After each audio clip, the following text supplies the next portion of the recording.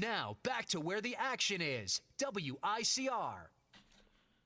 All right, everyone, we're back. Antonio Copa alongside Martino Puccio, moving along as we just finished up our Calcio Corner segment, covered all of Serie A up to week 9 or week 10 of the season. Excuse me. Week 11 is this upcoming weekend as they play. Each team was playing 2 games this week. We're gonna move along to some football talk. Martino, along with myself, huge Jet fans. So we need to talk about what took place last weekend because I think the Jets put up a very valiant effort against the Patriots. I really expected them to win. I don't know about you, but I really thought they were going to go in there and take that one. But just give me your thoughts up to this point because we haven't really been able to discuss together how the Jets season has gone on, the impact Todd Bowles has had, and just your views on the season. Well, we'll start off with Sunday. Sunday, I thought going in, they were going to give the Pats a game. The number 1 defense in the NFL versus the number 1 offense, even though they didn't have Deion Lewis, they lost Nate Solder for the year. Whatever it is, it's still Tom Brady, Bill Belichick in Foxborough. It's going to be a game, rivalry game. You know, they're not going to settle down. They still have Gronk, they still have Edelman, they have these guys. The defense is still, the front seven's solid. I don't think those cornerbacks are that great. But in saying that, like what Todd Bowles said after the game, after the Jets lost, if you show me a good loser, I'll show you a loser. The Jets still lost. Yeah, you play great, whatever. Brandon Marshall, you should have caught the ball in the end. The Pats dropped a lot of balls that game, and I think half of them were by Brandon LaFell. The Jets had their chances to win. I think there was one drive, I think the first drive when they got to the red zone at the beginning of the game, they put up a 3 instead of a 6 spot. You got to get a touchdown. Whenever you're up against the Pats, you got to get a touchdown. So the Jets didn't get any turnovers. When they beat the Pats in Foxborough a couple years ago in the playoffs, they knocked them off because Sean Ellis, I think he got an interception that game, and then they were sacking Brady all day. This game, they didn't do that. So, and Brady just did his usual thing in the fourth quarter. He went down the field, destroyed the Jets. He owned over 50 passes, too. They didn't even have a run game, and that's the first time ever he had the most rushing yards for the Pats in a game. And they still won. I mean, the game as a whole, to see the Jets, I think the Jets were the first team in the NFL this season that really gave the Pats a run for their money the entire game. From beginning to end, the Jets really showed their fight. You saw them even recover that onside kick. They never gave up. We are now joined by Mike Demergis here in the studio. And Mike's taking pictures with Joe and Chelsea, so we're going to have to wait a second. Yeah, what's going on? All right. Mike, how we doing? Have a cookie. Pete's feeding me a cookie. Mike, you're going to talk while I eat this cookie. Give me your thoughts on Todd Bowles. And I know you weren't able to watch the Jets game because you were covering the Giants, but I just want to know the impact that you think Todd Bowles has had on this roster and just your thoughts in general on the season so far. I think this was an excellent choice by Jets management because I've been ripping them for the last 3 years for keeping Rex Ryan around. He should have been fired after the disastrous 2011 meltdown. Basically, Rex lost his mojo. The management, as far as John Idzik, totally clueless. Totally clueless. You got all this money and you're not spending it. You're supposed to spend it. That's why they have a salary cap. Okay? So kudos to Woody Johnson for finally realizing his mistake. I think it took the fans and all the craziness, like the fire John Idzik stuff. I was ready to cash in my season tickets because I had had enough watching garbage football for long enough, and I let them know it. And I got to give Johnson credit. He did his due diligence because I was kind of irate right around that Christmas week between Christmas and New Year's. They were going to hire Doug Marrone from Buffalo, who basically gave up on the Bills. And I was like, wait a minute, why are we looking? What's the rush to hire this guy? He's not exactly getting endorsements from his former players or his current players at the time. So I give them credit. They brought the right guy in. They brought an African-American in, coach. And I think a lot of times, in a league that's filled with black players, maybe they can relate to a former black player a little bit more as well. So you have that aspect of it.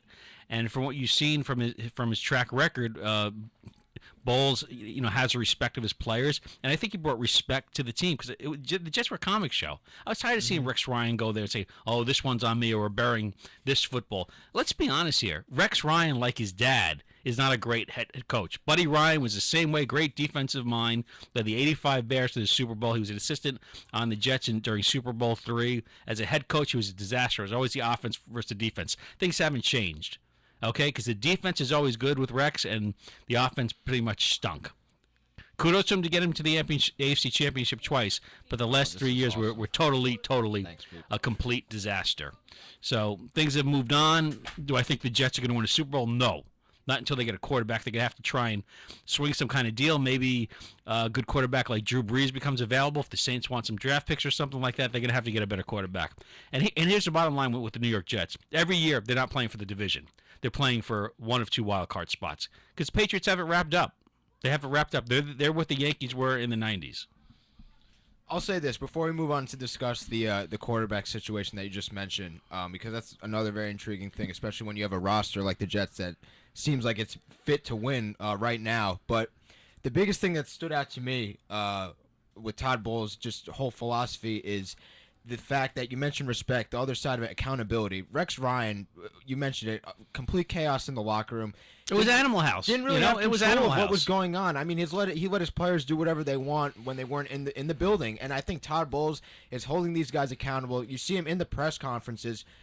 The Jets, I mean, you can talk about whatever side of the ball you want, the schemes, the players, the roster, but Todd Bowles, his ability to come into in his first year as a head coach, to come in here and just change the whole aura that's inside that locker room and hold each and every player accountable, and for him to stand up at that podium after a win and look like he's lost, and just every time, post-game press conferences, it's just another game. The Patriots game, this is the first time in, 5 or 6 years that this Patriots game didn't seem like a Super Bowl to Jets fans. It's usually treated like it's a Super Bowl, the end-all, be-all. And Martino, I know you're a huge Jets fan too. We all are in here. Every time the Jets, It's a tough life. Every time the Jets are going to play the Patriots, we're getting all hyped up. But I think this is the first time where it was just seemed like just any other game. But you mentioned the quarterback situation. Ryan Fitzpatrick, Martino, give me your thoughts, because we know what happened with Geno Smith. What do you think he's got to do to we've seen him use his legs. He's used the weapons around him. Do you think he's done a good enough job to stay here? He's been Ryan Fitzpatrick. You can't expect him to do anything else. The guy's been around for almost right around 10 years now.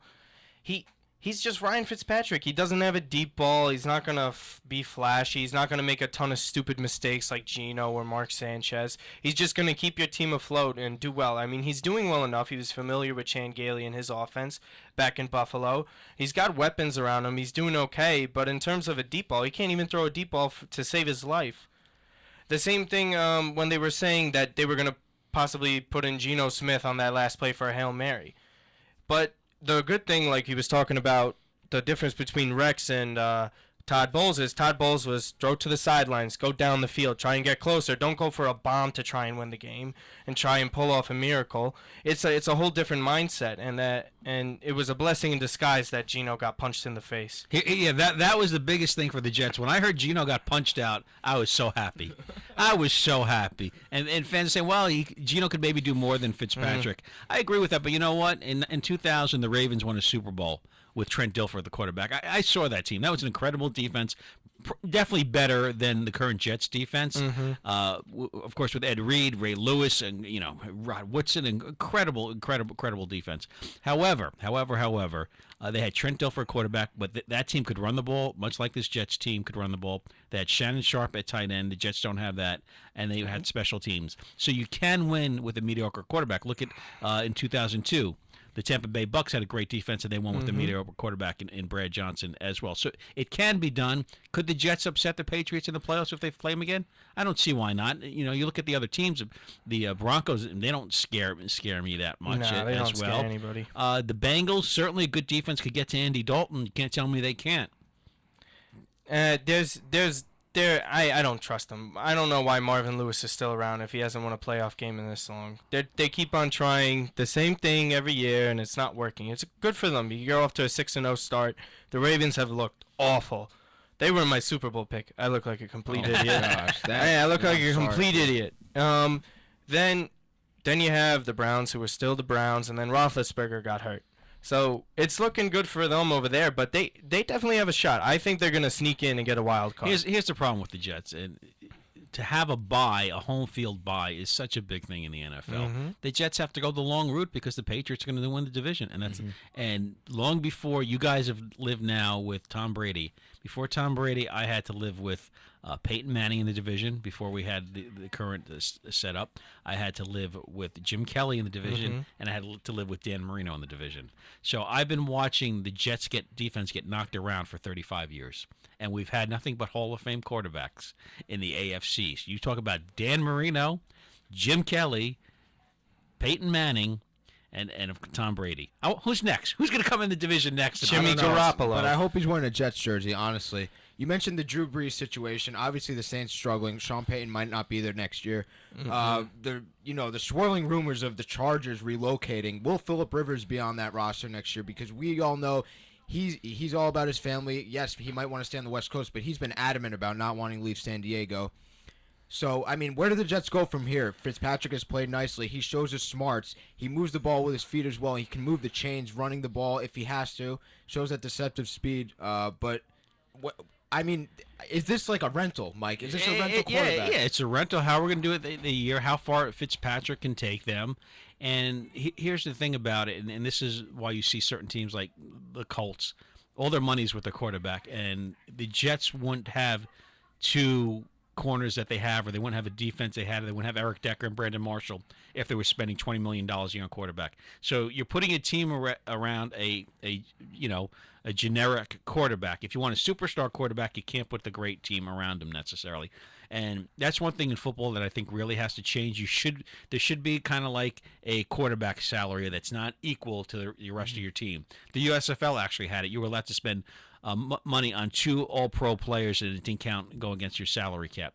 So I think the NFL has to look at that, because we love watching great quarterbacks, and it's a shame to see great quarterbacks not play with great players around them. So the Jets are gonna have to get a guy like maybe a Drew Brees, not going to cost you a lot of money. He's getting up there in years, and maybe get him at maybe $10 million a year, or like a 2-year $20 million deal. They're not going to be able to pay the huge bucks. Right, and you mentioned teams not being able to. I mean, just look at teams like, let's say, the 49ers, even the Ravens. They were in the Super Bowl 3 years ago, and they've completely fallen off the face of the NFL, I guess, earth, you can call it, paraphrasing. But, no, it's hard to construct a team when you're paying a quarterback $20 million. I mean, look at Russell Wilson. He just got paid, and Seattle doesn't look as good as they had. Look at the Giants, too. Yeah, even the Giants. And the Giants are in that boat. Brady took a pay cut. Brady's the only guy. Brady's the only guy that didn't say, "Hey, give me my 20 to 25 million. Where's my 25 million?" He's not asking for that. He's making so much in endorsements. I hate to praise the guy, but it's true. I mean, it's genius. Same thing with the Spurs. Well, you know, a quarterback's great when you look around him, and no one on offense is going to the Hall of Fame of who he played with. You look at Joe Montana. You have Jerry Rice in the Hall of Fame. He got 2 guys. Okay. He had Randy Moss and Gronk. Gronk's probably going. 2 years? Gronk's probably going. And Gronk really Gronk's is on really, his way. Yeah, but how many years has Gronk been great? 2 years now? 3 maybe? He's already getting up there on the touchdown list. It's incredible. But he's got to stay healthy. For years, he wasn't what Antonio Gates was. So the way Tom Brady and the way Bill Belichick, love him or hate him, they get things done. I mean, this guy won a Super Bowl with a wide receiver, Troy Brown, at cornerback. I mean, come on, guys. No, it's true. Cheating claims or no cheating claims. No, it doesn't matter. Cheating, you still have to play. Who knows what history would be if, when he had the press conference that he was a New York Jets quarterback, the next day he was gone. Where would the Jets be? Would we have a Super Bowl? I think so. You never know. Or if Mo Lewis didn't just recklessly tackle Drew Bledsoe. Let's see who we've gone through since then. We went from Bill Parcells to Al Groh to Herm Edwards to Eric Mangini, Rex, and now we're at Bowles. Rex and Bowles. Okay. I mean, I love this stat. I mean, since Edwards, Mangini, Rex all made it to the playoffs in their first year as head coach. Doesn't mean anything. I mean, I think for some reason, when these coaches have come in, they've had a pretty sufficient roster. I mean, Idzik, kill him all you want. I can't stand him. We already. I mean, I've discussed his downfall at length, but he really set us up for this year. Oh, he did. He said, and he made that trade for Chris Ivory. I mean, God bless the guy. Yeah, but that's the one thing he did. Yeah. But you know what? Revis was out there for him to get last year. Last year was Rex. I mean, who is this guy? He's playing Halloween all year. Yeah. He took away all his bravado, all his moxie. analogy. You didn't know who the hell he was. I mean, people love Rex for what he was, and you know, that team really never made a big defensive stand either. Mm-hmm. I mean, that was a good. He overachieved with that defense. They did not have a great defensive line at the time in the team in 2009, 2010. But that team also didn't make any great defensive stands. They were never turnover. Yeah, they weren't the caused 85 today. Bears. No. They weren't the 2000 Ravens. They weren't the 2002 Bucks. They weren't the Steel Curtain, Purple People Eaters, or anything like that. All right. Well, as we close this segment up, Michael, I have you here. Give me your prediction for this weekend. The Jets are traveling to Oakland. Late start game, obviously. I believe Todd Bowles said they're going to fly out Friday afternoon. To give the Jets a shot after what the Raiders did to San Diego this past weekend, just absolutely blowing them out in San Diego. No Nick Mangold. I get concerned about offenses that don't have their center, because the most important position is a quarterback. To me, the second most important position is the center. I get nervous about that, but I think the Jets, if they're a good team, they'll win this game. If they're not, if they're going to be a 500 team, they'll lose this game. This is a telling tale whether they're going to be 11-5 or maybe 8-8, 9-7. See how good this defense really is. Yeah. Oakland, yeah, they might be Oakland. Everyone thinks they're Oakland from past years, but this is a completely different team with those weapons out there.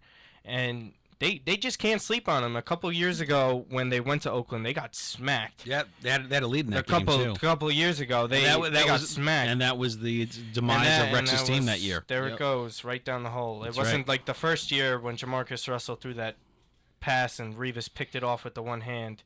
It's either going to be that team or the team that got smacked. It's one of the two that's going to show up. If they're a good team, they're going to win. I mean, you mentioned the Nick Mangold injury. I think just as important on the other side of the ball is the Calvin Pryor. He's got that high ankle sprain. We don't know how long he's going to be out. It's a ligament sprain. Oh, it's a ligament sprain. That's what I heard from Manish Mehta. Said there's a ligament sprain in there. I mean, as soon as he came out last week, Gronkowski just forget about it. They couldn't even touch the guy. He just went off. So you could tell that blown Calvin coverage, Pryor. Though. Yeah, I mean, he's become a focal point in that, not only in the secondary but the entire defense. He's a young player in his second year, and I think he was due for a big season. But you mentioned how this is kind of like a gauge sort of game to see where the Jets are. I mean, I think they have the defense to go in there and shut it. They got Amari Cooper, Michael Crabtree. I think the Jets defense can take care of that. If they can stop the Raiders on running the ball, I mean, I think they're set. The Raiders defense doesn't really scare me. They've got some older veterans, Woodson and guys like that. Khalil Mack's the only guy. Jets got to run the ball. That's the bottom line. They got to be able to run the ball. If he's healthy, if Ivory's healthy, All right. Well, I mean, we're going to see what happens. We'll be back next week to discuss it. Mike, thanks for joining us, and we'll be right back. We're going to take another quick break. This is your WICR Halloween Radiothon. Stay tuned, everyone.